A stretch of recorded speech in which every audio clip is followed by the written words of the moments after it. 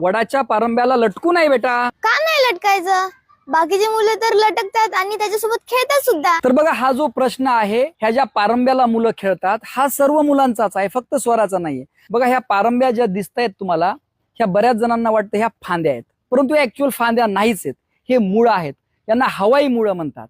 आता बघा, जनरली मुळं आपण जमिनीमधले पाहतो, है की नाही, पण हवाई मुळं सुद्धा असतात. याची काय गरज आहे, हे वडाच्या झाडालाच काय येतात आपण बघूया. बघा, तुम्हाला सगळ्यात पहिले वडाच्या झाडाची रचना पाहावं लागेल. हे बघा, हे मेन खोड आहे, खूप मोठं खोड असतं वडाचं, त्याच्या खाली त्याची टॅप रूट्स असतात, ते तर आपण पाहिलेलं आहे.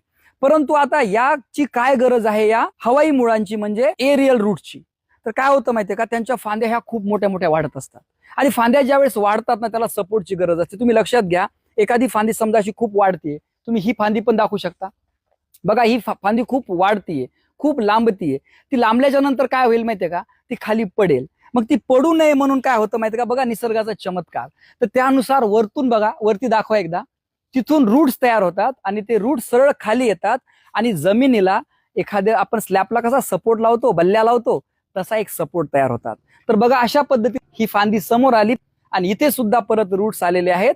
ही फांदी समोर आली, परत रूट तयार झालं. जर आपण हे मुळं तोडले नाही तर हे झाड किती मोठं होऊ शकतं तुम्हाला सांगतो. बघा, जगातील सर्वात मोठं झाड हे कोलकाता येथील बॉटनिकल गार्डन मध्ये आहे. बघा, ते किती आहे, 270 वर्ष जुनं आहे, अजूनही जिवंत आहे. त्याची उंची आहे 24.5 मीटर. त्याला हवाई मुळं आहेत 4033. बघा, 4033 असे हवाई मुळं त्याला आहेत. तर ते झाड जवळजवळ 4.5 एकर एवढ्या परिसरामध्ये पसरलेलं आहे. आता हा व्हिडिओ सर्व मुलांना दाखवा, म्हणजे वडाच्या झाडाला खेळण्याच्या अगोदर तुम्हाला समजेल की आपण काय करतोय. आपण जर मुळाला हात लावला नाही तर ते झाड कितीही मोठं होऊ शकतं. त्यामुळे झाडं जपा. वडाचे झाडे खूप जुने असतात, काळाची गरज असते आपण त्यांना जपणं. हा व्हिडिओ सर्व मुलांना दाखवा, सर्व शाळेतील ग्रुपला पाठवा, म्हणजे मुलांना माहिती होईल. व्हिडिओ कसा वाटला नक्की सांगा. जय हिंद, जय महाराष्ट्र.